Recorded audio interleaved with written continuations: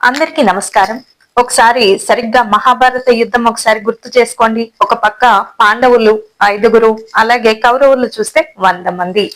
కానీ నిజంగా వాస్తవానికి ఎవరు గెలిచారు? పాండవులు గెలిచారా? కౌరవులు గెలిచారా? పాండవులే గెలిచారు. కారణం ఏమిటో తెలుసా? ధర్మము దైవము వాళ్ళ పక్షాన ఉన్నారు కాబట్టి, వీళ్ళ దగ్గర ధర్మము లేదు, దైవ భక్తి లేదు కాబట్టి ఓడిపోయారు. కురువంశం కూడా అంటే మొత్తం కూడా నాశనం అయిపోయింది. కారణం ఏమిటో తెలుసా?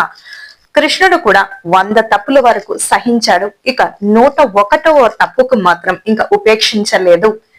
పాండవుల్ని ఎంత ఇబ్బంది పెట్టినా, ఎంత బాధ పెట్టినా 100 తప్పుల వరకు నోరు మెదపలేడు.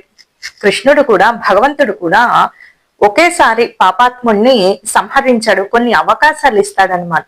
అవకాశాలు ఇచ్చిన తర్వాత కూడా మారకపోతే ఆ వంశాన్నే అంతరించిపోయేలాగా చేశారు. ఇప్పుడు కురువంశం ఎక్కడుంది?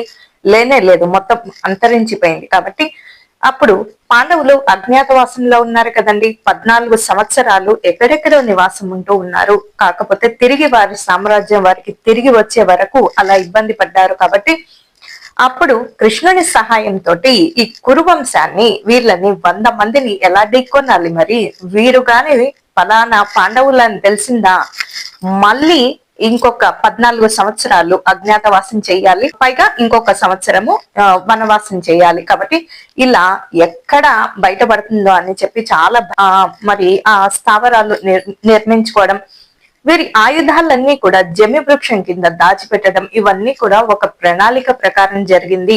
వీరికి భగవంతుని సహాయం కలిగింది కాబట్టి వానప్రస్థాశ్రమం అంటే మొత్తం అన్ని తీరిపోయిన తర్వాత, అంటే వానప్రస్థాశ్రమానికి వెళ్లి ధ్యానం చేసుకుంటూ ఉంటారు, ఇంకా ఏమీ వద్దని, అది వేరు. ఇదేమో వనవాసం అన్నమాట. వనవాసము 1 సంవత్సరము, 14 సంవత్సరాలు అజ్ఞాతవాసం. అంటే వీళ్ళెవరో ఎవ్వరికి తెలియటానికి వీల్లేదు. అది షరతు. పాండవులకి కౌరవులకి మధ్య షరతు ఏమిటి?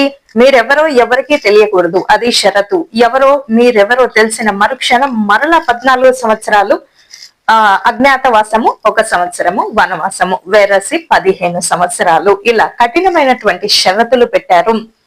శకుని, ఈ శకుని ఎటువంటి మరి గురువు అంటే, గురువు కూడా మంచి గురువు ఉండాలి. చాలా మాయోపాయంతో పాచికల్లో పాండవుల్ని చాలా తెలివిగా దెబ్బతీసి ద్రౌపదిని కూడా వస్త్రాపహరణము అంటే ఒక ఆడదాన్ని కూడా చూడకుండా వస్త్రాపహరణానికి సిద్ధపడినటువంటి నీచమైనటువంటి స్థితి ఏదన్నా ఉంది అంటే ద్రౌపది వస్త్రాపహరణం.